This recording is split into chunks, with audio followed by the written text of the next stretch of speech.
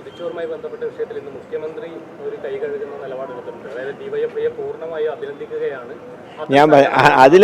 അതിൽ ഞങ്ങൾക്കൊക്കെ ഒരേ തീരുമാനം തന്നെയാണ്. പൊതിച്ചോറും കയ്യേറ്റവും രണ്ടും രണ്ടാണ്. കയ്യേറ്റം സമ്മതിക്കില്ല, അതാണ് ആലപ്പുഴയിലുണ്ടായ പരാതി.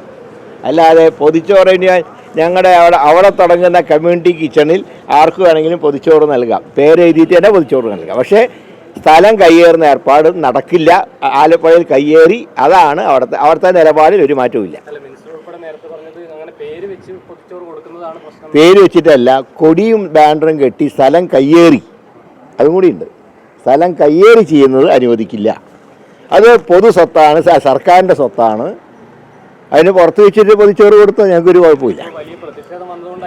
ഒരു എന്ത് പ്രതിഷേധം? ആരുടെ പ്രതിഷേധം? സമൂഹത്തിൽ നിന്ന് ഒരു പ്രതിഷേധവും ഇല്ല. സമൂഹത്തിന് രണ്ടഭിപ്രായമുണ്ട്. ചില ആൾക്കാർ ഇത് നടപ്പാക്കിയേ പറ്റൂ എന്ന് പറഞ്ഞിട്ട് കമ്മ്യൂണിറ്റി കിച്ചൺ. പക്ഷേ ഞങ്ങൾ അതിലേക്ക് കടക്കുന്നില്ല. അപ്പോൾ അത് അത് കഴിഞ്ഞ ഇലക്ഷൻ കാലത്ത് എന്തൊക്കെ പറഞ്ഞു ഞങ്ങളെ പറ്റി, എന്നിട്ട് ഞങ്ങൾ 102 സീറ്റ് ജയിച്ചില്ലേ?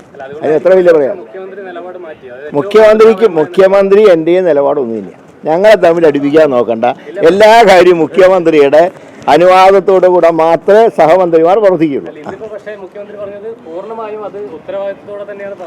മുഖ്യമന്ത്രി ഉത്തരവാദിത്തത്തോടെ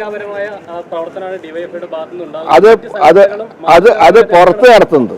സ്ഥലം കയ്യേറി ബോർഡ് വയ്ക്കുന്നതിനെ പറ്റി മുഖ്യമന്ത്രി പറഞ്ഞിട്ടില്ല. അത് മാതൃകാപരമല്ലല്ലോ. അതാ പറഞ്ഞു.